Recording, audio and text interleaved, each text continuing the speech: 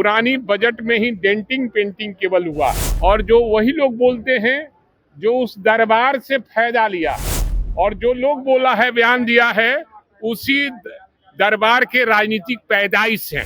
भाई वीरेंद्र ने रामकृपाल यादव के राजनीतिक पैदाइश पर जो है वो सवाल खड़ा कर दिया है। नमस्कार, आप देख रहे हैं सच टॉक्स और मैं आपके साथ सुधांशु शेखर। देखिए, बजट पेश हुआ बिहार विधानसभा में और उसके बाद जो है तमाम विधायक निकल रहे थे और बजट में तमाम बिंदुओं पर चर्चा हुई और जिसके बाद जो है आरजेडी से विधायक भाई वीरेंद्र निकलते हैं और जब उनसे सवाल पूछा जाता है कि रामकृपाल यादव ये कह रहे हैं कि इतना अच्छा बजट था कि विपक्ष के पास कोई मुद्दा नहीं बचा, विपक्ष जो है वो सदन छोड़कर निकल गए हैं, तो जिस पर एक बड़ी प्रतिक्रिया जो है भाई वीरेंद्र देते हुए नजर आए हैं। सीधे रामकृपाल यादव के राजनीतिक पैदाइश पर जो है वो सवाल खड़ा कर दिया है। पहले आपको सुनाते हैं कि क्या कुछ कह रहे हैं भाई वीरेंद्र। बजट में कोई नई बात नहीं है, पुरानी बजट में ही डेंटिंग पेंटिंग केवल हुआ है।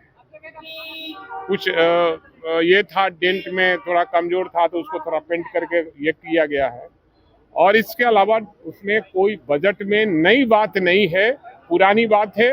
पैसा पंप केवल गया है और पैसा कहाँ जाता है आपको भी मालूम है। चलिए, रामकृपाल जी बोल रहे हैं कि इतना अच्छा बजट था कि छोड़ के भाग गए।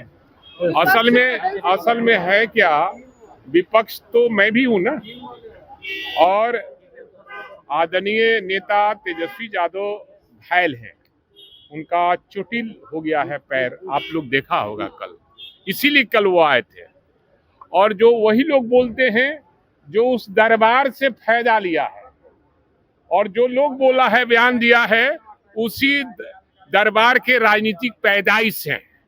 चाहे वो राज्यसभा में जा गए हों, लोकसभा में गए हों, चाहे वो विधान परिषद में हो, चाहे कई जगहों के वो धार्मिक न्याय जैसे कई जगहों के चेयरमैन रहे हैं, वहां उसी दल के वो राजनीतिक पैदाइश है। पिछली बार 70, इस बार 25, पहली बार 7, ऐसा बोला। वही डेंटिंग पेंटिंग किया हुआ है, बजट में कुछ है नहीं। 7 पे निपटा देंगे, 7 पे निपटाने की बात कर रहे हैं। अब वो अगले बार आएंगे कि नहीं आएंगे कौन जानता है। तो आपने सुना कि उन्होंने ये कहा कि इनकी राजनीति कहां से शुरुआत हुई थी, पहले ये जान ले, और सीधे तौर पर राजनीतिक पैदाइश पर एक बड़ा सवाल। और साथ ही उन्होंने उनसे जब ये सवाल पूछा गया कि उन्होंने कहा है कि पिछली बार 70, इस बार 25 और अगली बार 7, तो ये भी कहते हुए दिखे कि अगली बार वो सदन में रहेंगे कि नहीं ये भी वो पहले देख ले। बाकी इन तमाम खबरों को लेकर आपका क्या कुछ कहना है कमेंट बॉक्स में जरूर लिखें। देखते रहे सच टॉक।